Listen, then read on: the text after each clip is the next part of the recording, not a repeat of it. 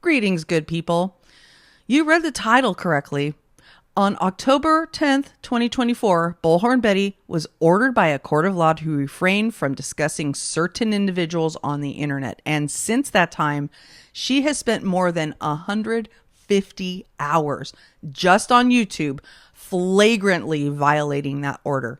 Now, I'm not saying that she was violating the order with every single second of that 150 hours. I'm saying that after being told not to talk about Katie Proudfoot, Chris Proudfoot, Kathy Bowersox, Terry Bowersox, and Chris's minor daughter, she did more than 150 hours of live streams about Sebastian Rogers, knowing that it would be virtually impossible to not mention those people, especially given her well-documented freakish obsession with turning Chris and Katie Proudfoot into murderers. Now, as you listen to these clips, note the following. Bullhorn Betty has been told by the law not to speak about particular people online. I've named those people, but she also uses different names for them. I haven't captured every single instance, but you'll hear some of them. She calls Chris Proudfoot CP and the stepdad. She calls Katie Proudfoot KP and the mother and the POS mother. She calls Kathy Bowersox the grandmother. She calls Terry Bowersox the step-grandfather, or Sweet Papa Terry. And Chris Proudfoot's minor daughter, she just calls Faith. Now, I painstakingly pulled all these clips and put them together to show you something that Bullhorn Betty tells us all the time. She can't help herself. She is insane. Bob, welcome to the fam, i.e. the insane asylum. The insane asylum. Thank you for becoming the newest member of this crazy crew we call the Coffee Club, the i.e. the insane asylum. Does this case anger me? You darn right. Does it make me want to almost lose my mind? You darn tootin'. Fa la la la la la la la. Liar. Liar. Liar. Liar. God forgive me, but fuck you. Let me get my professionalism back. And she is a security threat. Now, I'm not suggesting that this video serves as evidentiary value in court. I'm demonstrating how wanton, reckless, and obsessed this person is. If you have not yet seen the companion video for this video I've done, click on the link in the description below. It's a shorter video talking about the Future Sarah Boone Alert and why Bullhorn Betty is the first subject of that Future Sarah Boone Alert. Also note that these clips do not reflect the many, many, many times she has hashtagged these people in YouTubes and TikToks and tweeted about them. You'll notice that the clips start in November because she was ordered in October. She tried to be clean for about a month, and then she slowly started ramping up to using their names. So at first, she started to try to get other people to say their names so that she could say their names by reading things or showing news reports. But then she became more and more brazen as she realized it was too hard to cover the Sebastian Rogers case without saying their names. So again, she was making a choice. As the dates progress in this video and Betty's various court appearances get closer, note how her tone, her words, and her behavior escalates into a very concerning vitriolic frenzy. And I think we can expect that it will continue to get that way as more court dates arise. Her next court date is in March. She is currently out on a $20,000 bond, and it's very possible that she will get jailed and charged with new violations next time she goes to court. Unless she gets some religion about her, I expect we're going to see her get worse and worse and worse.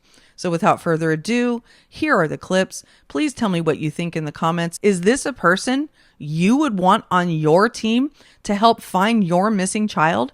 Is this even a person you want roaming the streets? Excuse me, his stepfather's the one that approached his father to take Sebastian full time.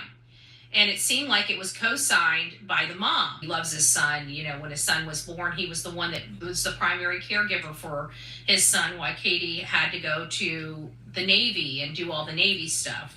And the fact that Chris kept saying, we went there, here, we went there, we, and it's like, oh no, it's not we, my wife didn't go with me, it was me. In 2016, Katie Proudfoot filed for divorce from Seth Rogers. So Sebastian's mom and father were now, the mom, Katie, is the one that filed for the divorce on February 26, 2016. They had been married 8 years. Exactly 8 years from that date, her son turns up missing and is never seen again. She immediately calls Chris. All right? She immediately rings Chris. How when Katie called him, he's got a piece on his crane. He's up in his crane at 6 o'clock in the morning. Liar, liar, pants on fire. What did he say? I called the non-emergency line because Katie was hysterical, so she was on three-way. Was Katie on the phone when that call was made? I mean, because she called him at 6. And why was it Chris's voice on his voicemail and not Katie's if she was on three-way with him? So that means she would have been muted on the phone when CP left the voicemail. That include of Sebastian Wayne Drake Rogers' last known meal shared with a group that included his biological mother, Katie Proudfoot, on the night he vanished. Let me know, how tall is Chris? Great question, Truth in Time. I know he's taller than me. I saw him at court. We have neighbors saying that they didn't see his truck or anybody, or Chris at that house at all, okay? Factual information number 1, Chris was not at the Texas Roadhouse. Lies, and we believe that there's some type of shenanigans when it comes to the mom and the stepdad, if that's your theory. Chris could have been at his mom's or his sister's house, because remember the poster the sister did. Yeah, that's right. Come on.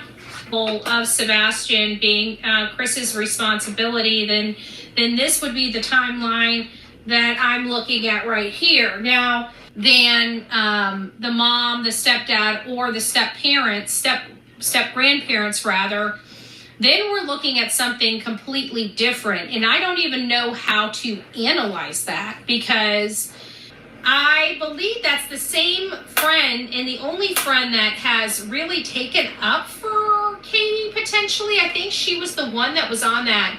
I didn't even know that Chris and Katie were together. Chris was not at the Texas Roadhouse. What does that mean? I watched the video about CP at the Texas Roadhouse. I have another theory that just popped in my head. I think that maybe Chris and Katie met up after they left the Texas Roadhouse, and Chris headed in the car after parking his truck somewhere, and then Katie pulled into the garage, and Chris was able to get out unseen. Then the next morning she, quote, went to the school or whatever. She went to look for Sebastian. Then he went with her again, hiding again to his truck, where none of that side of the family has made any effort to say anything. Just like Katie and Chris, this is very close-knit family. Somebody's got to break. But we also have to think about how much violence is in this family as well, okay? Aunt Melissa has been arrested. Chris has been, well, no, he hasn't been arrested, but we know that he's been violent. We've got enough corroborating information from all of his ex-wives, including Nina, to say that he should have been arrested. He should have had some, had been taken, made to be held accountable for what he did in his life, and hopefully Sebastian will be the nail in the coffin for this type of behavior. Violent assaults of Melissa and Chris, and all the stuff we've heard from these people. 1, in my opinion, I believe someone unalived him during the night at his home, Katie or Chris. And these are not even my theories, these are somebody else's theories. That night, Katie or Chris, at 3 a.m., someone pulled into the neighborhood to get Sebastian and take him away and dispose of him. Maybe Chris or his parents, Katie carried Sebastian out to the car, and that is why he had no shoes on and there is no scent. I believe that the parents of Chris disposed of him on their way to Alaska. How does Chris know that nobody will ever find him? He knows where Sebastian is. Chris and Katie never drove to North Carolina to see if the kid in the video was Sebastian. Seth had to drive to North Carolina to see. Chris said it wasn't Sebastian. Again, how did Chris know if Seth didn't know? I mean, we all thought it was weird that Katie's like, well, you know, we're trying to get information about this sighting. Immediately hearing this, Chris pipes up and says, nope, that's not him.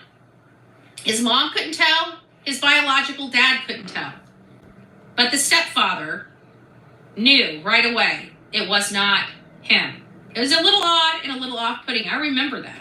Chris or his parents were waiting outside of the Texas Roadhouse and Sebastian never made it home. I truly believe Chris was at their house all day getting ready to leave for work on Sunday after a long weekend. Maybe he stayed at his mom's the 4-day weekend he had. So on Sunday, Katie left with Sebastian to keep him and CP away from each other while Chris packed new clothes for the week, etc. Interesting. I think Chris may have been an alcoholic and he began to drink, stewing over Sebastian, seemingly getting him kicked out of his own house. I believe CPS made him leave. He drinker, and Chris decided he was going to confront Sebastian and ambush him when they got home from the restaurant. Katie panicked and has been conditioned over a long time and has nothing left to stand up to Chris. I'm sure Seth can now see that in Chris's behavior, the same thing I see. If Katie did the deed, then I think she accidentally overdosed him with sleeping meds or on accident so she could talk with Chris uninterrupted. But I really think if that happened, Chris would have told her to get out of trouble for disposing of Sebastian. Just my thoughts. How does Chris know for 20 days? Oops, let me read this. How does Chris know for 20 days before he went missing he didn't have his medicine? Being in the car and leaving the women to handle this, right? Leaving it up to Katie and the step-grandmother to handle something like that.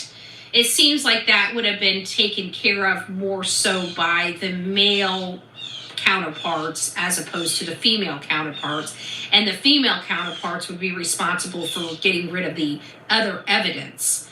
Or Citizen Sleuth says, I think he left his phone connected to Katie's at work site and drove back home to help her. Yeah, there's a lot of speculative things. I'm kind of in the, I didn't know about the phone thing. I will be honest with you. I really didn't. Came to his rescue and drove him and Sebastian's being out of there. I think Terry told CP to get to Memphis and he took care of the disposal.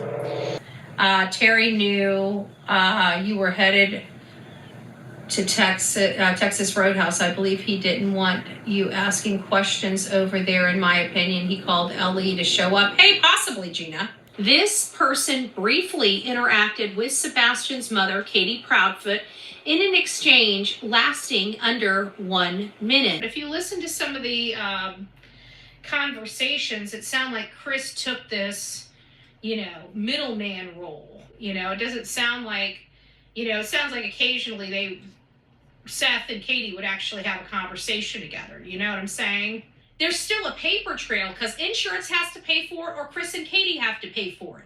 And if Chris and Katie have to pay for it, they run into Washington State or Oregon with cash. You're going to see cash going out of their bank account. I don't think Seth was worried about the tab of cost of the school he was going to let Chris and Katie pick it. And that's a lot of money to pick up, because it's my understanding, because of the how much money Chris and Katie made, they did not have access to like disability for him or something like that. When he was going through the divorce with Katie, that left him practically homeless, and he was lucky to have joint custody with his son.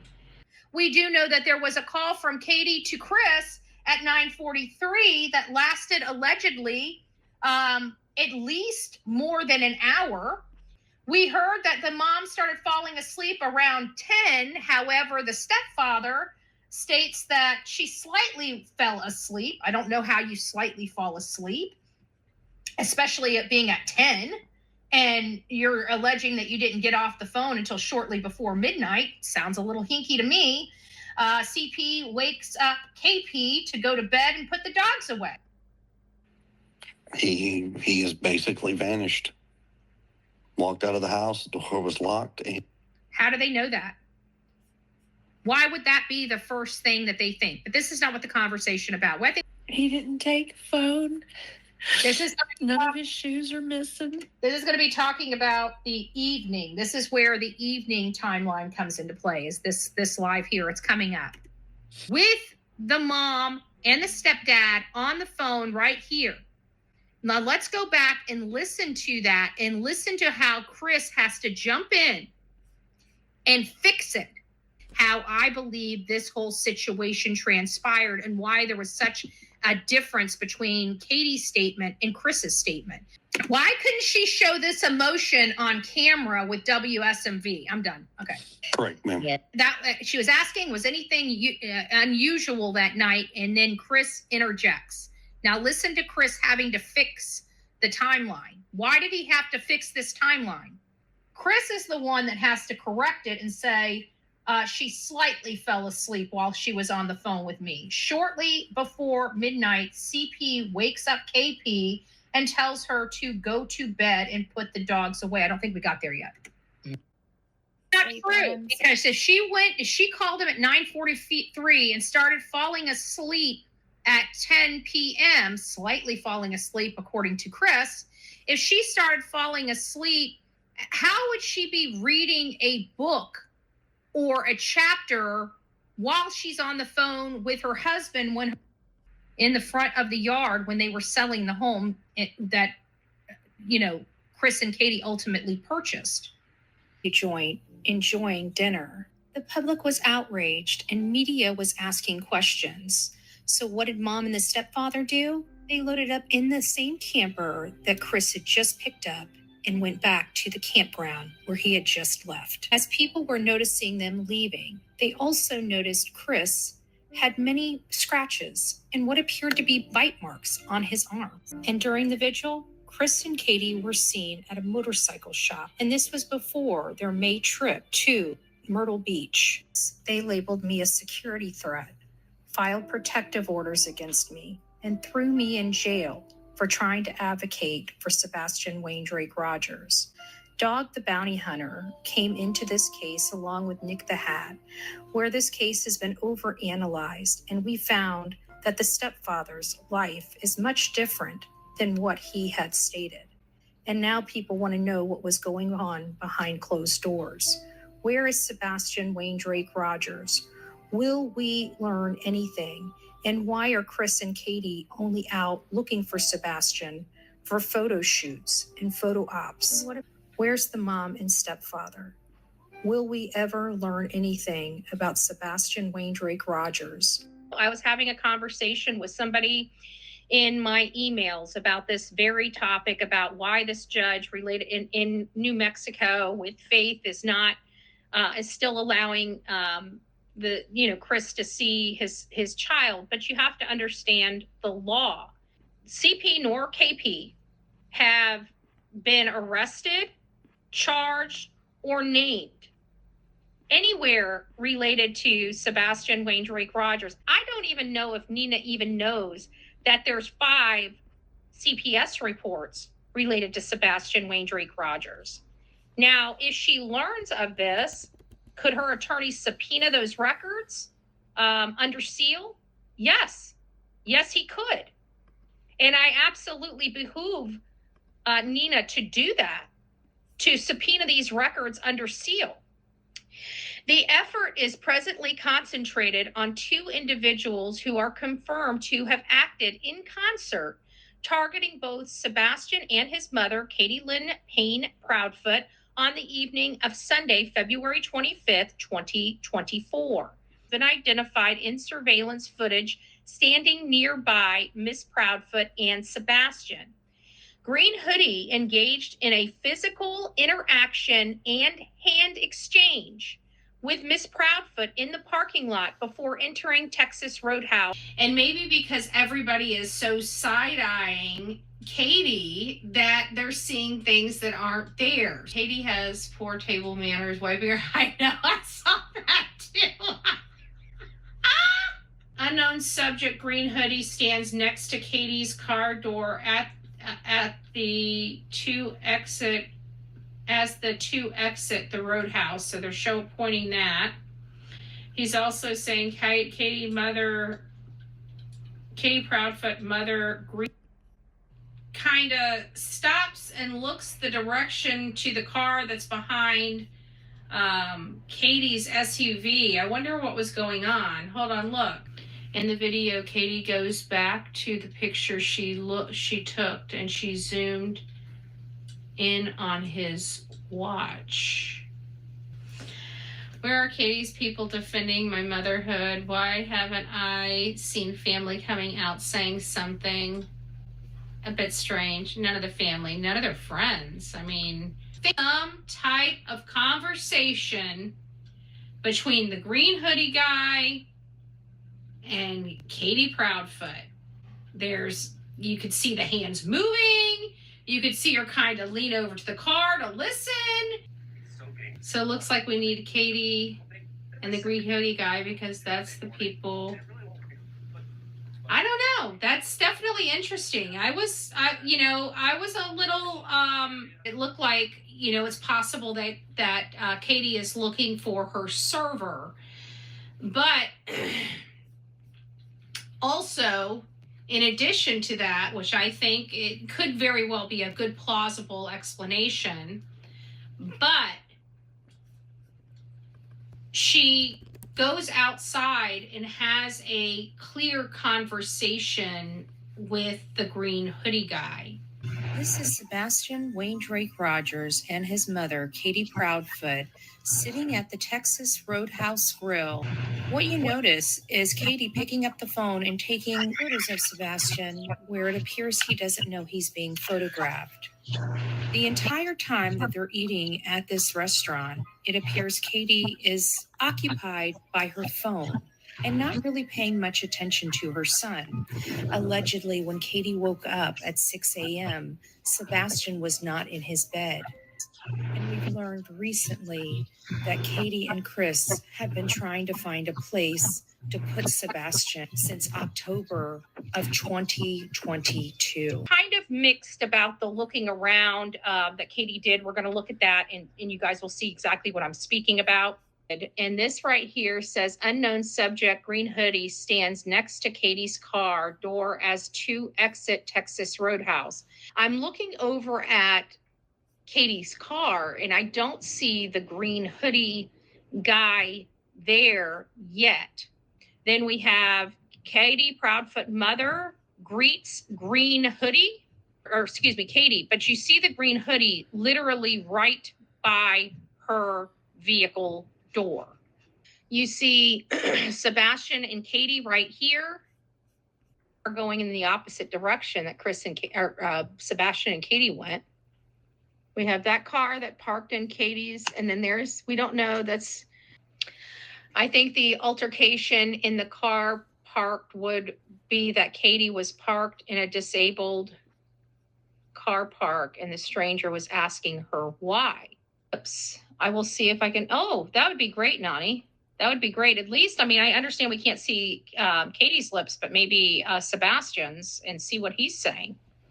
It's because whenever you look at the time that they left and the time that they showed up at their house, and Katie pulled into the garage at the house, it doesn't seem like they had a whole lot of time to do anything else either.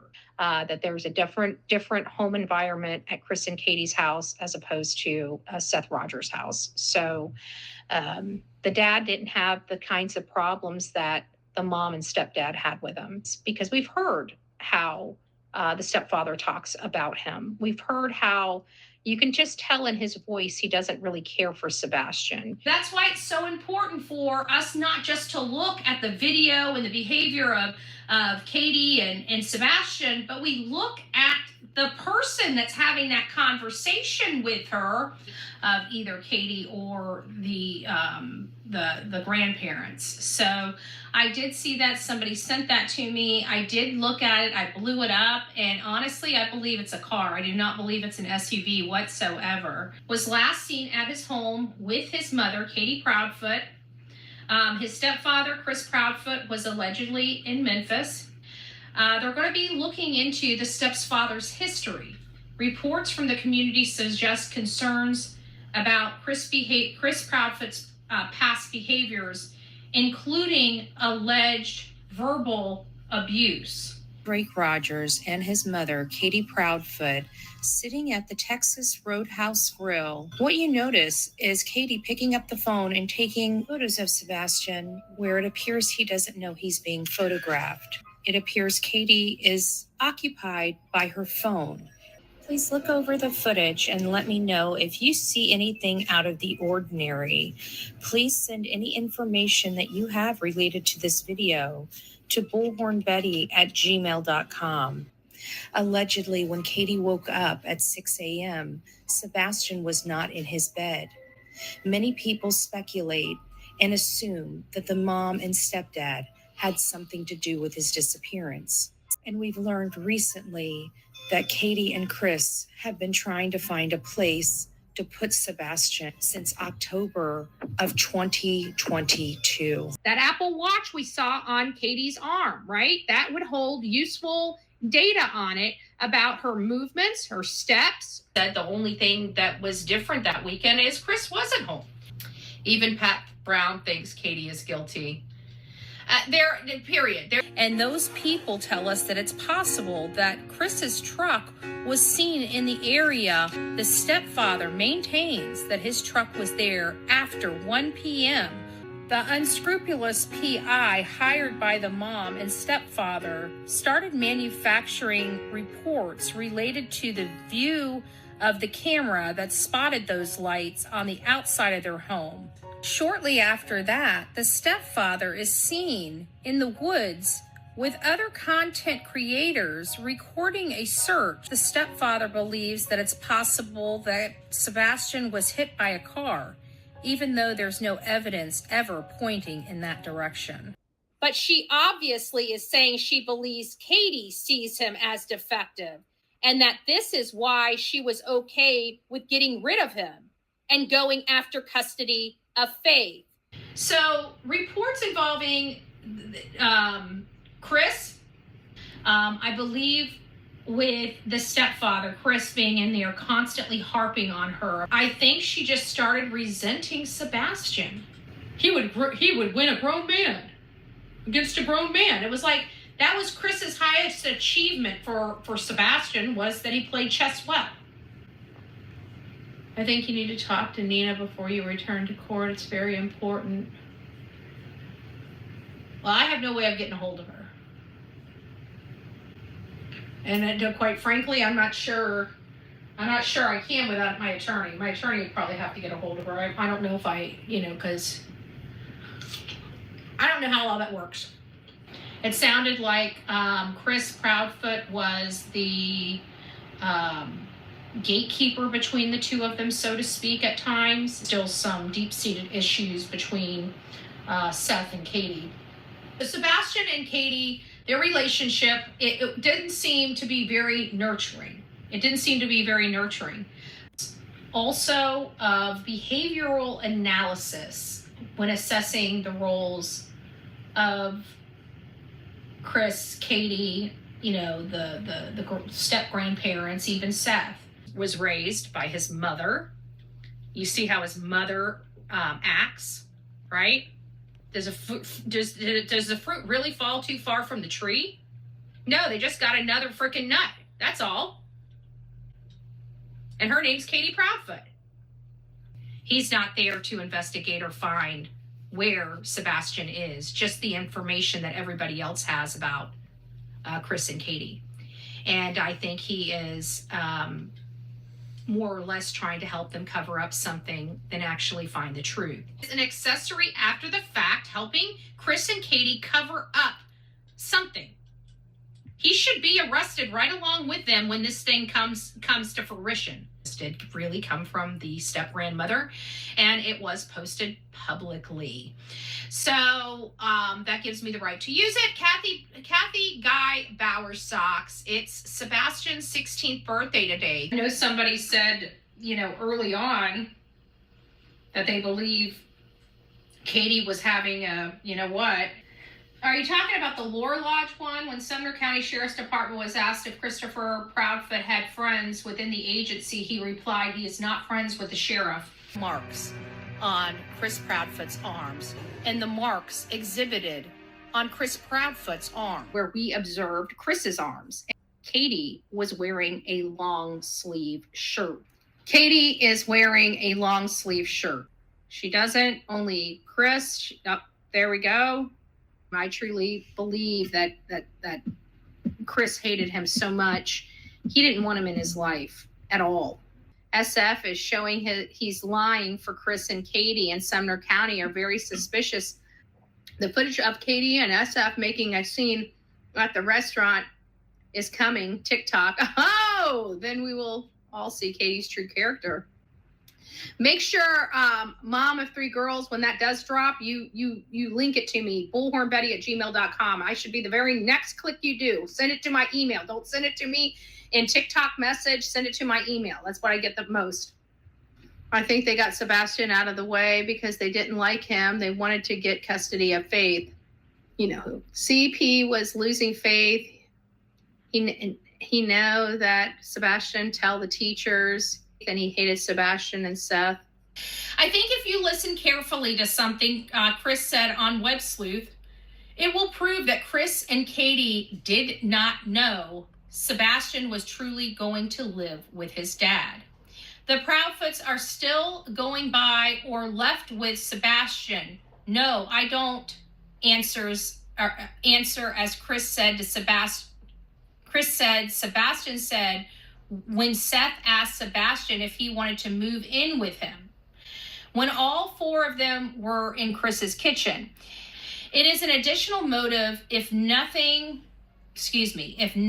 the motive for the Proudfoots and Bauer Sox to take matters into their own hands to get Sebastian out of Chris's house. I believe that's the reason Chris was initially trying to get Sebastian to his dad's was because family law judge will not place a child, Faith, in the home. In other words, Katie and Chris could not force Sebastian to move out of their home. I fully believe Chris was convincing Seth. In the event Chris tries to lie and say they were all prepared.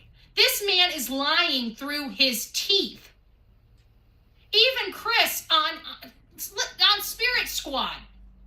Spirit Seeker Squad, sat there and said, you can't make anything out, but you can see shadows. Was it Seth, Chris, a friend, foe? Was it even a car? Texas Roadhouse conversing with the victim's mother, Katie Proudfoot, next to her car door. Chris said on Web Sleuth, it will prove that Chris and Katie did not know Sebastian was truly going to live with his dad. This is picking up the Proudfoot home in the whole entire common area over here. So this is picking up a portion of the Proudfoot home. Why is all this false information being released from Camp Proudfoot? I have pictures of the outside. I've taken pictures of that same spot during the day and at night. You can clearly see that the Proudfoot home is part of the field of view. Where the garage is and in that black space includes the Proudfoot home. After the revelations of 5 Department of Children and Family Services reports on either the mom or the stepfather in the home of Sebastian Wayne Drake Rogers, all from the Proudfoot camp. This is a distraction from the step-grandmother of Sebastian Wayne Drake Rogers. But when we were talking to Yada, the cousin and family member of Katie Proudfoot, there was a lot of rumors up front, especially about Katie having a boyfriend. Katie knew Seth as a young teen. He lived at her daddy's home in Virginia Beach. She babysat for his ex. Exactly. If the whole thing with Seth and Katie, them being together at such a young age, and we've maintained that it is not true, that Seth did not get with Katie in a romantic relationship until after the age of 18, and a 21-year-old man, as was the case with Seth and Katie. I'm quite sure you can see and it cut off. His father, Seth Rogers, has even come publicly and said, why didn't Katie get a restraining order against him? Chris is a loud liar and KP is a soft, quiet liar. Okay. Based on how worried Chris is and what forced him onto that panel, fast forwarded ahead until Chris got up there, because that's one of the things that Chris was screaming at him about. So I really only have the information from the moment Chris got on panel. What triggered Chris so much that he was compelled to call in to the show, and it really irritated Chris. This one seems to have more emotion from Chris in it about this whole nonsense with Katie and Seth. It was true about Seth and Katie. He didn't know if there was 5 CPS. Yeah, I'm sure. Yeah, it's funny how he did. Selected amnesia have become almost compulsive and obsessive for Chris. And what brought Chris to this panel, the mom and stepdad, the urgency's not there. The need to know is not there. First day when Chris told the news organizations, do not record his house, before the show was blessed with Chris's appearance. Chris, you guys heard that, claims one of those is his. Right. Oh, right. But by the time Chris made it back to the house, wouldn't there have been more than just 2? No, he says he has an alibi, but will not prove it like Seth did. Exactly. And let me say this. I don't personally think that Chris was involved in Sebastian's I do. disappearance. I don't. Oh, so people are talking about possibly getting down while Chris is up. They don't want to be involved in the mayhem.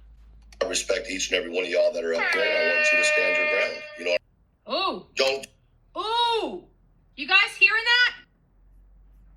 Is I can't say it. I can't say it. I will be a woman enough to say that I'm not woman enough to say it. Do it. CP seems a little nervous on this one. Wow, Chris, defensive much? I don't think you can sing, but you were steady hitting high notes. Just like kids do lying to bash Seth, but Chris doesn't want to bash Seth. So I'm very confused about the whole thing, or by Chris and Katie, allegedly, and in my opinion. With Chris, but we never paid attention to what led up to that. We've been side-eyeing him for a while because we knew something wasn't right. There are 2 sides because we refuse to work with monsters. And in my purview, Chris and Katie Proudfoot are monsters in my world. Monsters. I'm pretty sure that a lot of my audience feels the same way that I feel. That's why there's sides. Because we refuse to work with people that injure children. I will never work with the mother and the stepfather to help them find their child that they lost, because they know where he is. And I say that with all reality, allegedly, and in my opinion, because that's what I have to do, but that is what I believe to my heart and in my soul. They know where he is. They want to find him. They can get in their freaking ritzy-ass vehicles and go get him. That's what they can do. And until they're willing to do that, you can count me, you can count any support that I have from all the people that I have it from. You can count us all out. Before Chris came up, and that's the one thing Chris focused on. Yes, she was, and if Chris has his hand on the pot and knows people in LE, they will blind eye. It happens. Are they turning it over? I'm sure they're turning it over to Chris and Katie. So since this is what Katie and Chris want to do, you got Katie looking all around there. She wasn't looking for waitstaff. I'm sorry. You have your hand up when you're looking for waitstaff.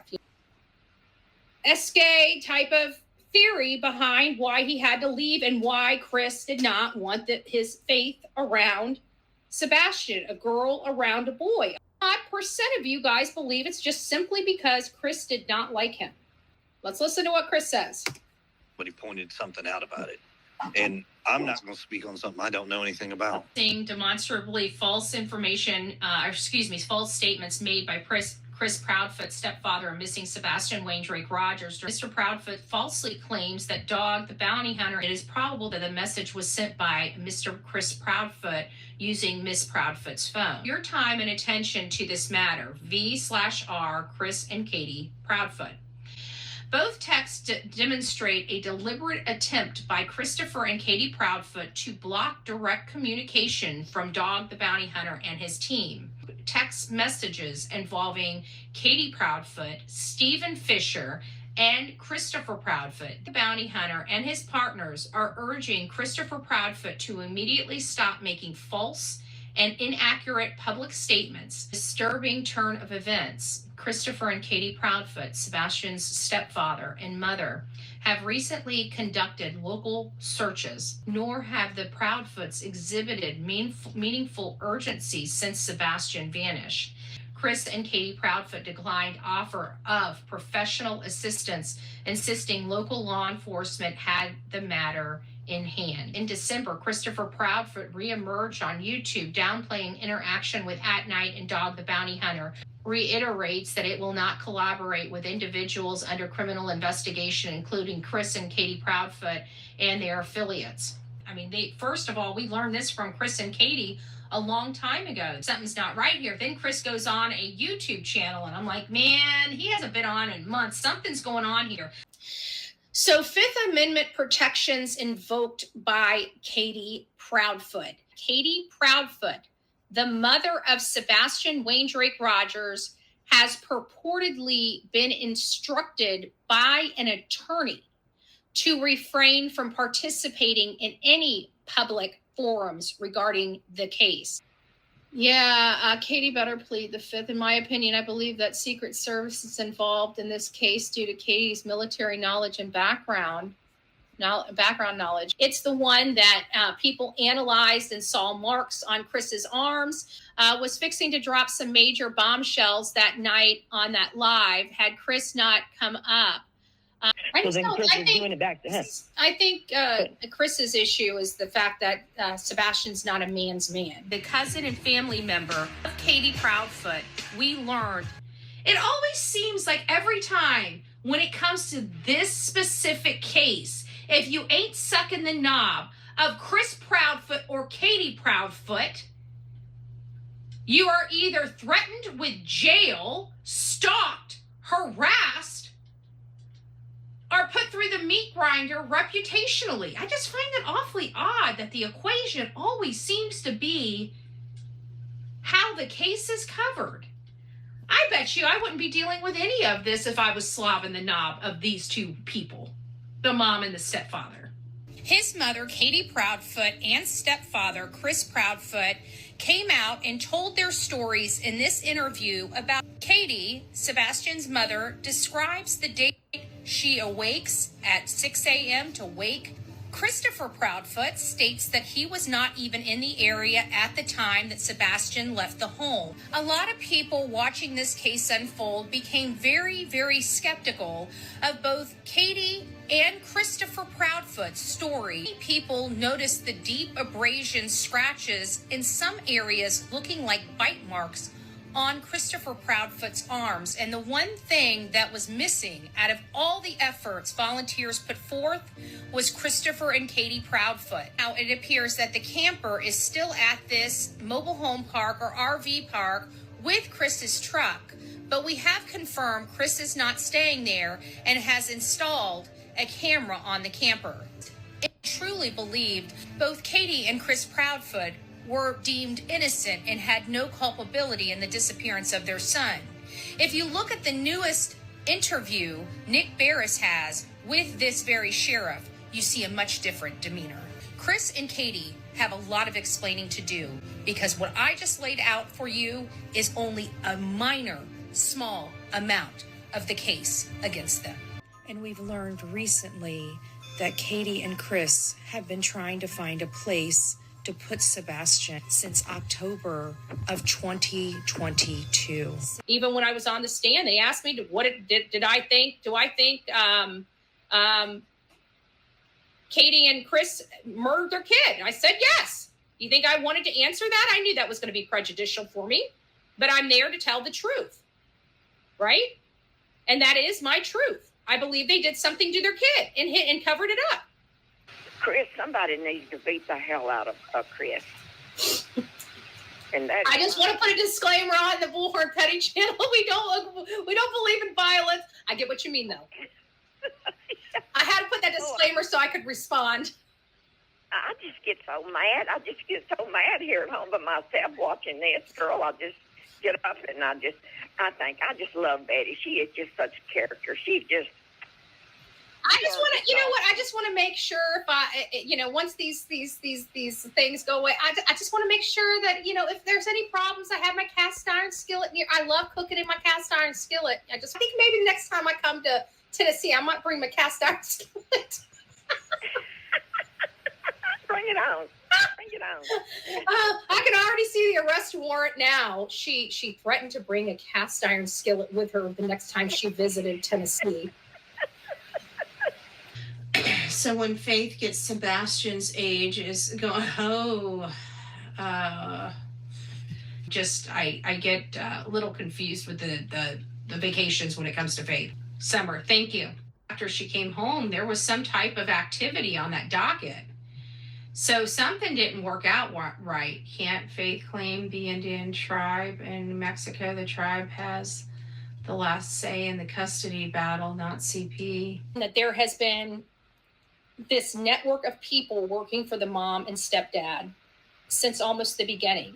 We watched me get threatened. We watched me get threatened with my life, right? Because Chris Proudfoot was going to run me over with his vehicle. Remember that? And then his stepfather showed up while I was standing outside of a vehicle. So I lost my shit because they were stalking me. Chris and Katie specifically were funneling information to their social media felons. So we watched and heard that this leader of this criminal pact, Chris Proudfoot, she called Chris at work.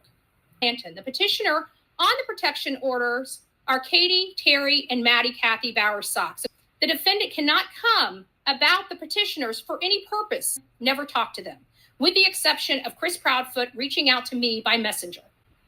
And Terry Bauer-Sox obviously following me and circling my car, which we've got him on video doing just that. For the purposes, it must not contact them or their children, directly or indirectly, by phone, email, message, text message, mail, or any other type of communication or contact. The defendant threatened to sue, not bodily injury, but threatened to sue them in a court of law. The Proudfoots and the Bauer-Sox multiple times using hashtags, and it's hashtag Chris Proudfoot and Katie Proudfoot. And so at approximately 12 noon, your affiant received information from Katie Proudfoot. So Katie's actually watching me, not the other way around. During the live stream, the defendant again threatened to sue the Proudfoots and Bauer-Sox. The live stream titled The Garbage of YouTube, hashtagging Chris Proudfoot, Katie Proudfoot, and their minor son, Sebastian Rogers, listed on it. Based on these facts and statement, your affiant believes that The defendant has violated the conditions of 3 separate protective orders twice this day. Therefore, your affiant is charging the defendant with 6 counts of violation of protective order. And I know that the mainstream media in that area doesn't want to show the people what I was arrested for because their whole entire community would be in an uproar. They lied under oath, and that's why they deserve to be sued lawfully and legally in a court of law. Period. Katie Proudfoot told authorities that she last heard movement in her son's room around midnight. The real information came out that Chris and Katie were trying to rehome their son any place and every place they could put him. When Chris got to the home that day, within a half an hour, he's already talking about what if this turns, into a different situation, or whatever words he used to Seth. And this, no urgency, no pain of loss, no grieving. Remember, Chris just said on somebody's channel, well, we need to grieve and do whatever we need to get back to life. So then comes the pedo allegations against Seth from Chris's mom. And I think it's because they've heard Chris on multiple occasions say that law enforcement told them not to do this. And remember, when Seth was there, they had Chris had a strict agreement with all of them on exactly what they were going to say and exactly how they were going to act, and exactly that they were going to be this front so Chris can get out of his problems, right? All of this has been controlled by Chris. And so he writes, how convenient. Bring Chris along. I'd like to inquire about the reason behind his deception regarding Seth's polygraph test. But first we heard that Chris Proudfoot had taken a polygraph test. Of course, Chris was the one leading the charge on that and making sure everybody knew that all the parents were cooperating. All the parents did everything law enforcement asked. All the parents took the polygraph test. Nothing to worry about. Chris wants to give one. I mean, he was trying to give TBI one. TBI's the one saying, whoa, Mr. Chris. Yes, Chris admitted to being home the night of the 25th. Justin got a clip and played it last. Said, I don't believe Chris was there earlier that day. I believe that I for whatever reason in my gut, it tells me he was the 3 o'clock car. But this just goes to show you that nasty ass camp that Chris and Katie Proudfoot has assembled is an assassination, a personal, professional, reputation assassination team. They are not a search team finding their son. They're out here to harass, intimidate, and ruin people's reputations for accusing them of doing something. And I'm going to point my finger right at those parents and say, I truly believe that they have done something to their child. I'm praying to God it's not as deep as what I believe it is. But now that we have Mommy Dearest up there saying, I invoke my right to remain silent, that is not a mama bear. That is a piece of freaking shit. And I'm going to stand behind it. God bless America. Thank you for my freedoms of speech. Thank you, America, for making sure I have freedom of press.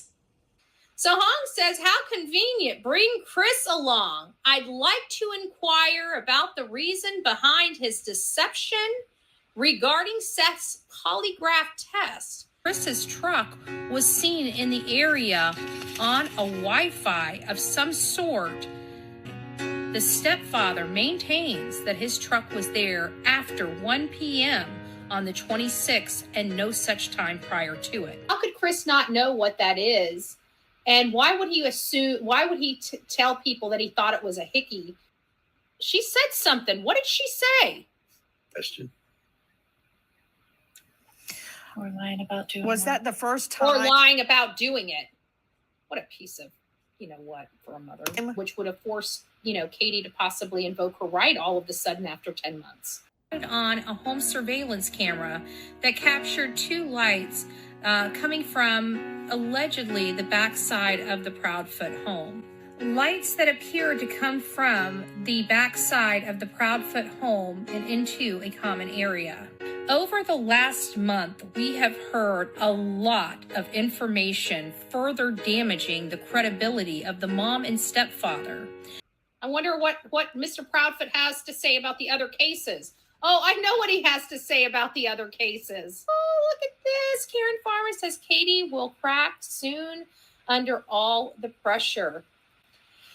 I would hope that the mental toll and mental pressure that she does all by herself should be enough. But, so the case details is last seen by his mother, Katie Proudfoot, the parents. His mother, Katie Proudfoot, stepfather, Chris Proudfoot, were cooperative in the investigation. His biological father, Seth Rogers, was actively involved in public appeal for his son's August 5th. That's when Katie files the first protective order, which was, over 30 days after I had left the area, but she's so scared of her life. But I digress on that.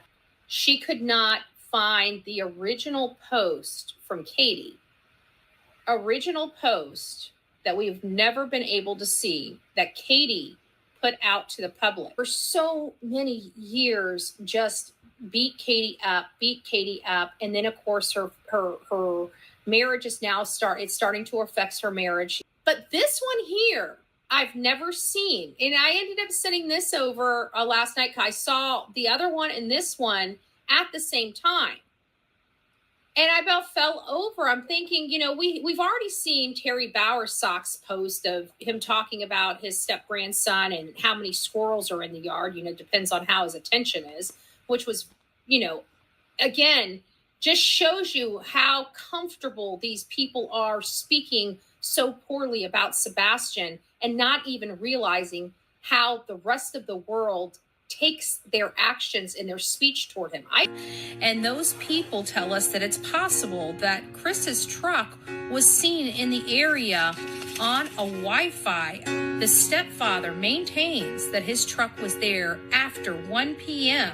Proudfoot home, possible. We don't know the details of it. We only heard it from one channel that Chris's truck was reported to be in the area around the time of Sebastian's disappearance. I want to make sure we also know the stepfather has affirmatively denied those allegations and said his truck did not appear there until after 1 p.m. on the 26th. Assumption would be that they are persons of interest, predominantly Katie, if nothing more, at the very lowest level, because she was the last person with this child and around this child. The Proudfoots and their associates have harassed neighbors, accusing one of them who came forward of harming Sebastian. Hate channels have circulated baseless theories to protect the mom and stepfather. And we've learned recently that Katie and Chris have been trying to find a place to put Sebastian since October of 2022. Katie Proudfoot, Katie Proudfoot, Proudfoot. Chris, Chris, last name's Proudfoot, Proudfoot.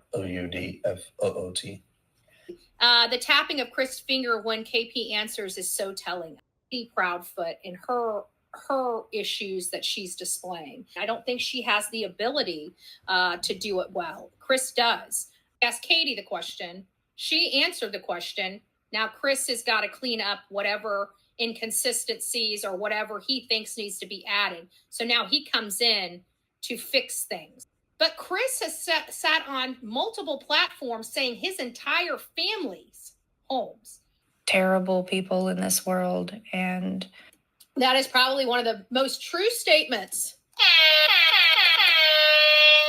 that Katie said, but I do believe she was deflecting in that statement.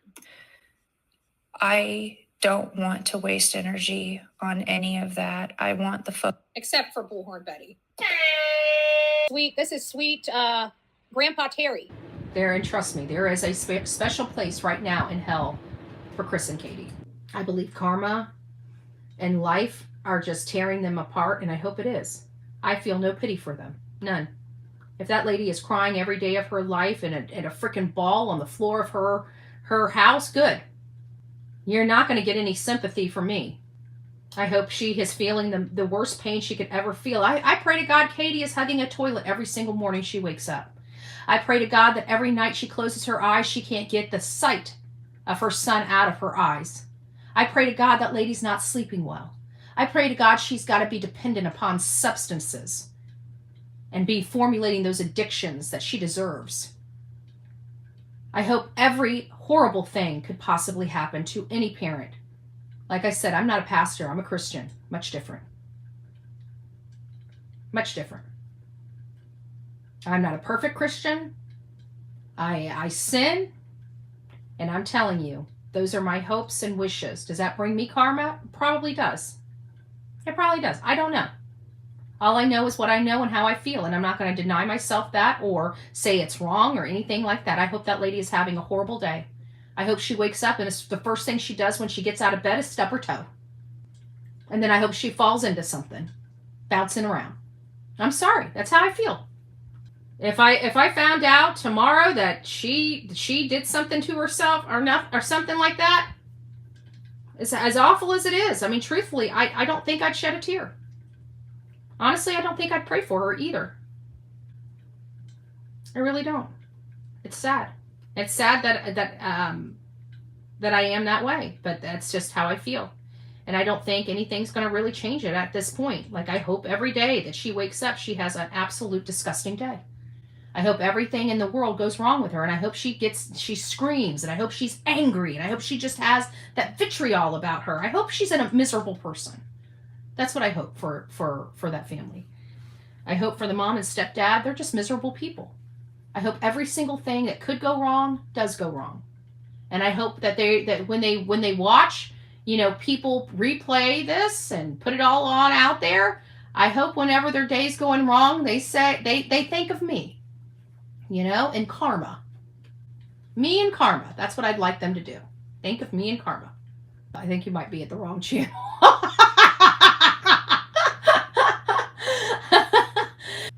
I think you might. If anybody's saying anything nice about Katie, I think you might be in the wrong place. I'm just saying. So if you guys have a little something going on with Katie, you definitely in the wrong house. You definitely in the wrong house. Take care, Seth. God bless. Now, imagine your son is missing, and this woman has been court-ordered not to talk about you online because she has already harassed you enough for a court to grant a protection order against her. Then imagine that your son is still missing, and this bitch goes online and literally prays for you to self-harm because in her spaghetti-brained mind, you are guilty. You can't imagine it, right? Because none of you, and I certainly haven't, gone through that. My heart goes out to the family of Sebastian Rogers. And for you, I hope that woman is deleted from the internet permanently. And that an intense amount of guilt and shame comes over anyone who enabled these vile, degrading, exploitative attacks. Thank you for watching. Please hit the thumbs up and subscribe if you haven't already. And peace out.